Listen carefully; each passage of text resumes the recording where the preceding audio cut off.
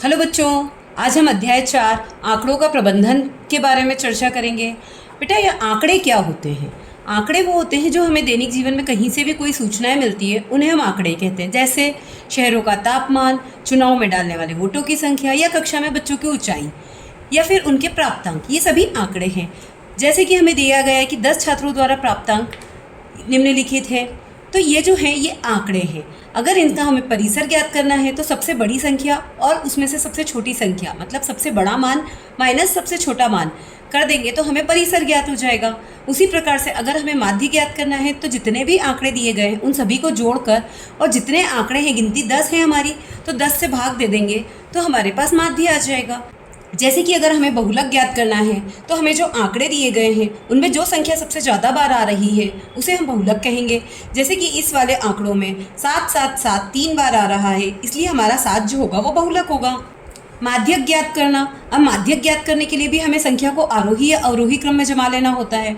उसके बाद जो बीच की संख्या होती है, जैसे ये कितनी संख्याएं थी, 1 2 3 4 5 6 7 8 9 10, तो 10 में बीच की संख्या तो नहीं पता चल पाएगी ना, तो हम क्या करेंगे, बीच की दो संख्याओं को ले लेंगे, जैसे कि 5वें नंबर की और 6ठे नंबर की। उन दोनों को जोड़कर अपॉन 2 कर देंगे, इनको 2 से भाग दे देंगे, तो जो बीच का नंबर आएगा हमारा, भाग देने के बाद जो संख्या आएगी वो हमारा माध्यक कहलाएगा। और अगर ये विषम संख्या होती तो हमें माध्यक इजीली मिल जाता। माध्य, माध्यक और बहुलक, इन सभी के समूह को आंकड़ों का प्रतिनिधि मान या केंद्रीय मान कहा जाता है। दिए गए आंकड़ों में एक विशेष प्रेक्षण जितनी बार आता है उसे बारंबारता कहते हैं। जब आंकड़े ज्यादा होते हैं तो समूहों में व्यवस्थित किया जाता है तथा प्रत्येक समूह एक वर्ग अंतराल या वर्ग कहलाता है। जैसे कि 0 से 10, 10 से 20, 20 से 30, इसे हम कहते हैं वर्ग अंतराल। और इसमें जो निम्न सीमा होगी वो उल्टे हाथ की तरफ, इसकी निम्न सीमा होगी 0 और उच्च सीमा होगी 10, इसकी निम्न सीमा होगी 10 और उच्च सीमा होगी 20। इसी प्रकार से हम निम्न सीमा और उच्च सीमा को देख सकते हैं। उच्च वर्ग सीमा और निम्न वर्ग सीमा का अंतर वर्ग अंतराल की चौड़ाई या माप कहलाता है। दिए हुए आंकड़ों के विभिन्न प्रेक्षणों अथवा वर्ग अंतरालों को बारंबारता दर्शाने वाली सारणी बारंबारता बंटन सारणी कहलाती है। आंकड़ों को आयत चित्र के रूप में भी निरूपित किया जा सकता है और आंकड़ों को दंड आलेख या पाई चार्ट के रूप में भी दर्शाया जा सकता है। अब हम प्रश्नोत्तर देखते हैं। प्रश्न क्रमांक 1, संपूर्ण और उसके एक भाग को दर्शाने वाले आलेखीय निरूपण को क्या कहते हैं?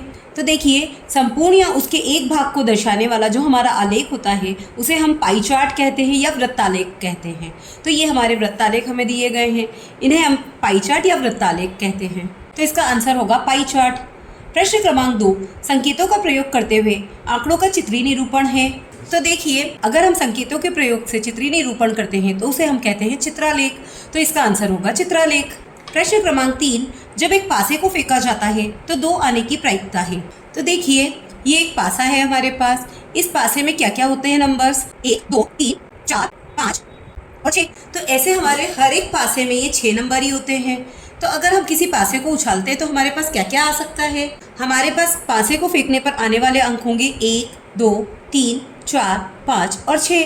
तो प्रायिकता ज्ञात करने के लिए जिस अंक की हमें आवश्यकता है वो हमारा अनुकूल प्रेक्षण कहलाता है। और कुल कितने अंक आ रहे हैं, 6, तो कुल प्रेक्षण कहलाएंगे। तो हमें क्या चाहिए था, 2, ये हमारा अनुकूल है, तो इसे हम लिखेंगे 1/6, ये हमारा आंसर होगा। अब ऐसा नहीं है कि 2 आ रहा है तो आप 2/6 लिख दें। अगर आपने 2/6 लिख दिया तो ये गलत हो जाएगा, हमारा सही आंसर होगा 1/6। प्रश्न क्रमांक 4, जब एक सिक्के को उछाला जाता है तो चित्त प्राप्त करने की प्रायिकता है। तो देखिए, जब भी हम एक सिक्के को उछालते हैं तो हमें 2 परिणाम प्राप्त होते हैं, या तो चित्त या फिर पट। और इनमें से चित्त आने की प्रायिकता भी 1/2 होगी और पट आने की प्रायिकता भी 1/2 होगी, क्योंकि हमें 2 ही परिणाम प्राप्त हो रहे हैं। प्रश्न क्रमांक 5, राहुल, वरुण और अनिल एक रंगीन पहिए को घुमाने का खेल खेल रहे हैं। यदि तीर लाल रंग पर रुकता है तो राहुल जीत जाता है, और यदि तीर नीले रंग पर रुकता है तो वरुण जीत जाता है, और यदि तीर हरे रंग पर रुकता है तो अनिल जीत जाता है। इस खेल को न्याय संगत बनाने के लिए निम्न में से कौन सा रंगीन पहिया प्रयोग किया जाना चाहिए? तो देखिए, ये 3 मित्र हैं तो तीनों को बराबर बराबर रंगीन कलर के खांचे मिलने चाहिए। तो यहाँ पर कितने हैं, 4, तो 3 को अगर एक एक को एक एक मिल गया तो एक एक्स्ट्रा है जो कि किसी को डबल मिलेगा, जैसे हरे वाले को डबल मिल रहा है, तो ये गलत है।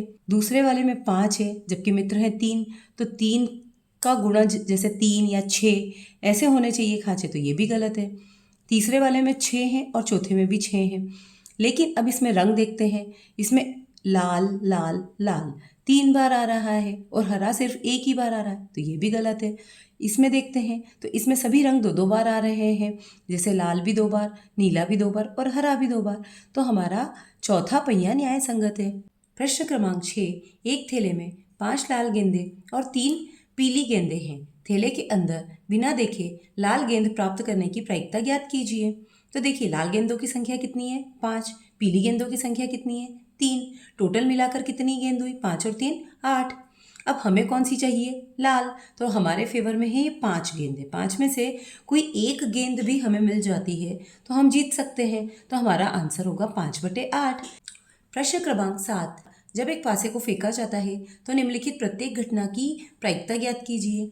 जैसे 5 से बड़ी एक संख्या, 5 से बड़ी संख्या नहीं होना, सबसे छोटी अभाज्य संख्या और सम संख्या। तो देखिए पासे को फेंकने पर हमें क्या क्या अंक प्राप्त होते हैं, या तो 1 या 2 या 3 या 4 या 5 या 6। तो इसकी प्रायिकता क्या होगी, अनुकूल घटना की संख्या बटे कुल घटना की संख्या। अब हमसे पूछा गया 5 से बड़ी संख्या आने की प्रायिकता, तो देखिए इसमें 5 से बड़ी सिर्फ एक संख्या है, इसलिए इसकी प्रायिकता 1/6 होगी। 5 से बड़ी संख्या नहीं होने की प्रायिकता, तो देखिए इन सब में 5 से बड़ा कौन है, सिर्फ 6 है। तो ये जो 5 संख्या ये सब हमारे फेवर की है, मतलब 1 2 3 4 5 में से कुछ भी आ जाता है तो हम जीत जाएंगे, तो 5/6 इसकी प्रायिकता होगी। सबसे छोटी अभाज्य संख्या प्राप्त करने की प्रायिकता, तो सबसे छोटी अभाज्य संख्या होती है 2, जिसे प्राप्त करने की प्रायिकता सिर्फ 1/6 होगी, क्योंकि 6 अंक में से हमारे काम का सिर्फ एक ही अंक है, तो इसकी प्रायिकता 1/6 होगी। सम संख्या आने की प्रायिकता, तो देखिए इसमें सम संख्या है 2 4 और 6, 3 सम संख्या, तो हमारी प्रायिकता हो जाएगी 3/6। प्रश्न क्रमांक 8, निम्न दंड आलेख में अलग अलग शैक्षिक वर्षों में कक्षा 8 के विद्यार्थियों की संख्या दर्शाई गई है। दंड आलेख को देखकर निम्नलिखित प्रश्नों के उत्तर दीजिए। तो देखिए हमें एक दंड आलेख दिया गया है जिसमें नीचे शैक्षिक वर्ष की सूचना और ऊपर कक्षा 8 के विद्यार्थियों की सूचना दी गई। यहाँ पर वर्ष 2003-4, 4-5, 5-6, 6-7 और 7-8 दर्शाए गए हैं, और यहाँ पर एक पैमाना ले लिया गया है जिसमें विद्यार्थियों की संख्या अंकों के द्वारा दर्शाई गई है। प्रश्न क्रमांक 1, इस दंड आलेख द्वारा क्या सूचना दी गई है।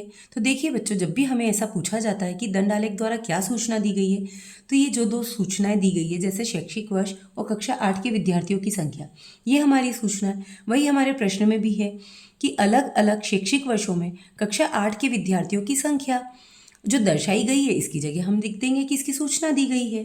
तो इसका आंसर होगा, इस दंड आलेख में अलग अलग शैक्षिक वर्षों में कक्षा 8 के विद्यार्थियों की संख्या दर्शाई गई है। प्रश्न क्रमांक 2, किस वर्ष में विद्यार्थियों की संख्या में अधिकतम वृद्धि हुई। तो देखिए 2004-5 में विद्यार्थियों की संख्या में सबसे ज़्यादा वृद्धि हुई है, क्योंकि यहाँ पर 100 थे और यहाँ पर सीधे 200 हो गए हैं। यहाँ का जो दंड आलेख है वो सबसे ज़्यादा बड़ा है। इस दंड आलेख में देखिए बहुत ज़्यादा अंतर है, इसमें थोड़ा ही है, इसमें थोड़ा ही है, इसमें थोड़ा ही है, तो सबसे ज़्यादा वृद्धि हुई है सन 2004-5 में। प्रश्न क्रमांक 3, किस वर्ष में विद्यार्थियों की संख्या अधिकतम है। अब हमसे पूछा गया है कि संख्या सबसे ज़्यादा कौन से वर्ष में। तो देखिए सबसे बड़ा दंड आलेख 2007-8 का है, तो विद्यार्थियों की अधिकतम संख्या 2007-8 में है। प्रश्न क्रमांक 4, बताइए कि ये सत्य कि असत्य है कि 2005-6 में विद्यार्थियों की संख्या 2003-4 की संख्या की दुगुनी है। तो देखिए 5-6 में कितने विद्यार्थी हैं, 250, और 2003-4 में कितने विद्यार्थी हैं, 100। तो क्या 250 100 का डबल होता है क्या, नहीं, 200 होता है ना 100 का डबल, तो 250 थोड़ी होता है, तो गलत है, तो यह असत्य होगा। प्रश्न क्रमांक 9, निम्न द्विदंड आलेख में 2 शैक्षिक वर्षों में एक विद्यार्थी द्वारा अलग अलग विषयों में प्राप्त किए गए अंक दिए गए हैं। द्विदंड आलेख को देखकर निम्नलिखित प्रश्नों के उत्तर दीजिए। तो देखिए यहाँ पर 2 शैक्षिक वर्षों की सूचना दी गई है, इसलिए एक को गुलाबी से दर्शाया गया है और एक को नीले रंग से दर्शाया गया है। तो अब हमें प्रश्न पूछा गया है, इस द्विदंड आलेख द्वारा क्या सूचना दी गई है। तो देखिए इस द्विदंड आलेख में 2 शैक्षिक वर्षों में एक विद्यार्थी द्वारा अलग अलग विषयों में प्राप्त किए गए अंकों की सूचना दी गई है। यह हमारा आंसर होगा कि इस द्विदंड आलेख में 2 शैक्षिक वर्षों में एक विद्यार्थी द्वारा अलग अलग विषयों में प्राप्त अंकों की सूचना दी गई है। प्रश्न क्रमांक 2, किस विषय में विद्यार्थी के प्रदर्शन में सबसे अधिक सुधार हुआ। तो देखिए ये जो अपने दंडालेख दिए गए हैं उसमें ये वाला दंडालेख और ये दंडालेख दोनों को हम कंपेयर करेंगे कि गुलाबी से नीला कहाँ सबसे ज़्यादा बड़ा है। तो हम देखते हैं कि गणित वाले में गुलाबी छोटा था और नीला एकदम से बढ़ गया है, बाकी सब में बहुत थोड़ा सा अंतर आया है। तो इसलिए गणित के विषय में सबसे अधिक सुधार हुआ है। किस विषय में प्रदर्शन में गिरावट आई है? तो देखिए ऐसा कौन सा दंडालेख है जिसमें पहले गुलाबी वाला बड़ा है और नीला वाला छोटा हो गया। तो देखते हैं, यहाँ गुलाबी वाला छोटा है, ये बड़ा हो गया। यहाँ पे भी गुलाबी छोटा है, नीला बड़ा है, गुलाबी छोटा, नीला बड़ा। पर यहाँ पर देखें गुलाबी वाला बड़ा है और नीला वाला छोटा है, मतलब यहाँ पर प्रदर्शन में गिरावट आई है। और यहाँ पर दोनों समान है, इसलिए हमारा आंसर होगा अंग्रेजी। तो अंग्रेजी विषय में प्रदर्शन में गिरावट आई है। प्रश्न क्रमांक 4, किस विषय में प्रदर्शन समान रहा? तो देखिए प्रदर्शन समान, अभी हमने देखा था कि ये दोनों दंडालेख बिल्कुल बराबर हैं, मतलब हिंदी में प्रदर्शन समान रहा। प्रश्न क्रमांक 10, दी गई सारणी में किसी राज्य के खाद्यान्न उत्पादन को दर्शाया गया है, आंकड़ों को दंडालेख में दर्शाइए। तो देखिए हमें क्या क्या दिया गया है। हमें दिया गया है वर्ष 2001, 2, 3, 4, 5 और उत्पादन दिया गया लाख टनों में, 45, 48, 60, 62 और 80। तो सबसे पहले हम क्या करेंगे, दो अक्ष बना लेंगे, एक एक्स अक्ष और एक वाई अक्ष। तो सबसे पहले हम क्या करेंगे, दो लाइनें खींच लेंगे, उन्हें हम एक्स अक्ष और वाई अक्ष नाम दे देंगे। एक्स अक्ष पर हम वर्षों को ले लेते हैं, 2001, 2, 3, 4, 5, और वाई अक्ष पर हम उत्पादन लाख टनों में ले लेते हैं। यहाँ पर जो संख्या दी गई है उसके अकॉर्डिंग हमें पैमाना मानना पड़ेगा। यहाँ जगह बहुत कम होने के कारण हमने आधे सेंटीमीटर को 10 के बराबर माना है। ऐसे हमने आगे बढ़ाते गए हैं, 10, 20, 30, 40, 50, 60, 70, 80। अब हमें 2001 में 45 लाख टनों में उत्पादन दिया गया है, तो 2001 में हम 40 और 50 के बीच में 45 ले लेंगे। ऐसे ही 2002 में हमें 48 लाख टन उत्पादन दिया गया है, तो इसे हम थोड़ा और आगे बढ़ाकर 48 तक ले लेंगे। ऐसे ही 2003 में 60 तक ले लेंगे, 4 में 62 ले लेंगे और 2005 में 80 तक ले लेंगे। ऐसे हम एक दंडालेख बना सकते हैं। प्रश्न क्रमांक 11, किसी छात्रावास में विभिन्न भाषाएं बोलने वाले विद्यार्थियों की संख्या नीचे दी गई है, इन आंकड़ों को एक पाई चार्ट द्वारा प्रदर्शित कीजिए। तो देखिए हमें भाषा हिंदी, अंग्रेजी, मराठी, तमिल और उनका कुल योग दे रखा है। विद्यार्थियों की संख्या दे रखी, हिंदी भाषा बोलने वाले 40, अंग्रेजी बोलने वाले 25, मराठी बोलने वाले 15 और तमिल बोलने वाले 10 विद्यार्थी हैं, और कुल मिला के 90 विद्यार्थी हमारे पास हैं। तो हमें इसके लिए जो पाई चार्ट बनाना है उसके लिए सबसे पहले हम एक टेबल बनाएंगे, उसमें हम भाषा का नाम, बच्चों की संख्या। अब हम इसमें संपूर्ण का कितना भागे, तो जैसे 40 है और कुल मिला के 90 है, तो 40/90 और इसको काटेंगे तो 4/9 आ जाएगा। वैसे ही अंग्रेजी के लिए 25 स्टूडेंट्स है और कुल मिला के 90 हैं, तो हम 25/90 ले लेंगे। ऐसे हम इसका भाग निकाल लेंगे। और ऐसे ही मराठी के लिए 15/90 और तमिल के लिए 10/90, ऐसे करके इनका भाग निकाल लेंगे। और केंद्रीय कोण निकालने के लिए इसको 360 डिग्री, क्योंकि पूर्ण वृत्त का कोण होता है 360 डिग्री, इसलिए जो हमारा भाग आया है उसको 360 से गुणा कर देंगे और इसको हल करने पर हमारा आंसर जो आएगा वही हमारा केंद्रीय कोण होगा। जैसे कि 160 डिग्री, तो हम यहाँ पर चांदे की सहायता से 160 डिग्री का कोण बना लेंगे। फिर 100 डिग्री, तो 100 डिग्री का बना लिया, और 60 डिग्री और फिर 40 डिग्री, तो इनको कुल अगर आप योग करके देखेंगे तो 360 ही आएगा। ऐसे करके हम एक पाई चार्ट का निर्माण कर लेंगे। प्रश्न क्रमांक 12, 360 विद्यार्थियों के स्कूल आने जाने के विभिन्न साधनों को पाई चार्ट में दर्शाया गया है। चार्ट देखें और निम्नलिखित प्रश्नों के उत्तर दें। तो देखिए हमें जो पाई चार्ट दिया गया है इसमें हमें डिग्री कोण दर्शाए गए हैं। साइकिल से जाने वाले 90 डिग्री, पैदल जाने वाले 80 डिग्री, बस से जाने वाले 120 डिग्री और कार से जाने वाले 70 डिग्री। अब हमें प्रश्न पूछे गए कितने विद्यार्थी साइकिल से स्कूल जाते हैं। तो देखिए 90 डिग्री जो आंसर है वो साइकिल का, लेकिन हमें इसकी संख्या ज्ञात करनी है, तो हम कैसे ज्ञात करेंगे।